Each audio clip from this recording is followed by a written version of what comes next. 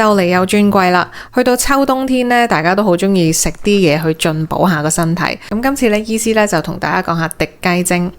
咁雞咧，其實咧，大家嗰個 concept 咧，就會即刻諗到啊，感冒嘅時候咧唔食得雞嘅喎。咁雞嘅性味到底係點咧？佢其實咧就比較甘溫啲嘅。甘溫嘅意思咧，即係手腳冰凍啊，或者係成日都所謂叫做寒底嘅人士咧，就會比較適合飲呢啲雞精啊，或者係滴雞精啊，食雞啊、食羊肉啊等等呢啲溫補嘅嘢咧去進補。咁即係相反啦，如果有外感或者係有啲熱症嘅時候，例如咧成日都生痱滋，成日都夜瞓嘅，成日都會有咽喉腫痛啊，或者咧係牙肉腫痛等等呢啲所謂熱氣嘅人士咧，就未必咁適合啦。